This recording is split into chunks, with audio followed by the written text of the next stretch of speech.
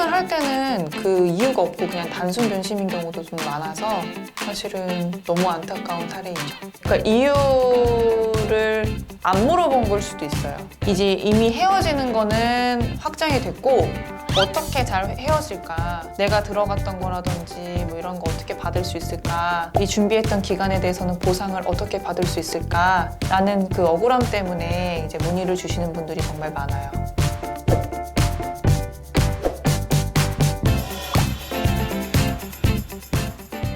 안녕하세요. 오승법률사무소 진희 언니입니다. 오늘은 파혼과 관련해서 손해배상 청구가 아니라 재산분할 청구가 가능한지 사례를 통해 살펴보도록 하겠습니다. 1월 달에 결혼식을 앞두고 있는 예비 신부였는데 예비 신랑이 갑작스럽게 파혼 통보를 한 거예요.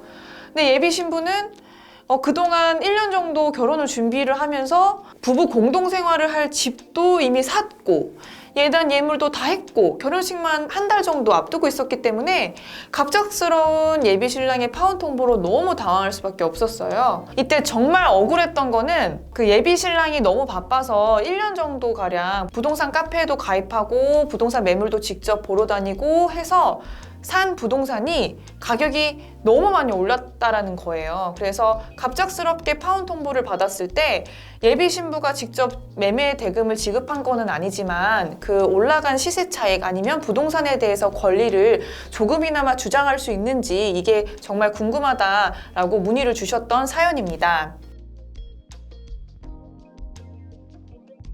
먼저 이 사례에서는 혼인이 성립이 되었는지 아니면 다른 개념으로 그 보호를 받아야 되는지 먼저 살펴보셔야 합니다. 결혼식을 앞두고 있다고 하더라도 한 몇 개월 전 아니면 1, 2년 전부터 부부 공동생활을 하고 있었던 경우가 있고 그렇지 않은 경우가 있습니다. 이제 먼저 부부 공동생활을 하고 있다가 결혼식만 앞두고 있는 경우에는 사실혼이라는 개념으로 사실상 상대방에게 재산분할 청구를 할 수가 있고 그 외에 손해배상 청구까지 가능합니다. 다만 후자의 경우 부부 공동생활을 하지 않았는데 결혼식만 앞두고 있었고 앞으로 부부 공동생활을 할 것을 기대하고 있었던 경우라고 한다면 혼인으로서 보호를 받는다라기보다는 약혼 개념으로서 접근을 하셔야 합니다. 이때는 약혼 해제 이 손해배상 청구로 접근을 하셔야 되는데요. 그 사례자님의 경우에는 그 결혼식만 앞두고 있었을 뿐이지 부부 공동생활을 하지 않았던 사연입니다. 따라서 이 경우에는 원칙적으로 부부 공동생활을 하면서 형성한 재산이 없기 때문에 부동산에 대해서 재산 분할을 청구하기는 조금 어렵습니다. 다만 이 경우에 만약 예비 신부가 파혼에 있어서 그 귀책 사유가 없고 또 그 부동산에 대해서 매매 대금을 지급한 거는 아니지만 인테리어나 기타 여러 가지 비용을 지불한 사실이 있었다면 예비 신부는 약혼 해제에 대해서 귀책 사유가 있는 상대방에게 그 들어갔던 인테리어 비용 상당을 손해배상으로 청구할 수 있습니다.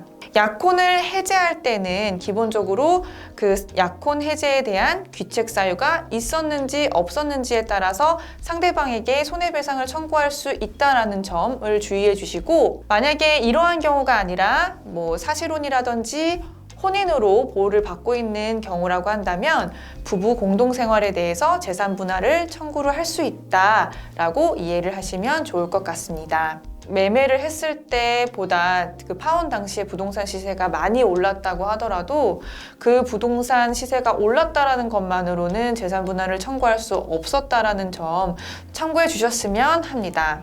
남녀가 만나서 결혼을 약속하고 준비하는 과정도 정말 어렵지만 부득이한 사정으로 이별을 하게 되는 경우에는 더더욱 어렵습니다. 따라서 단순하게 그냥 재산을 정리한 것 아니면 손해배상을 청구하는 것이라고 생각하지 마시고 이제 만약에 이와 같은 사례로 고민이 있으시다면 가까운 전문가에게 조금이라도 짧은 상담을 진행을 하시고 모쪼록 현명하게 대처를 하시기를 추천드립니다.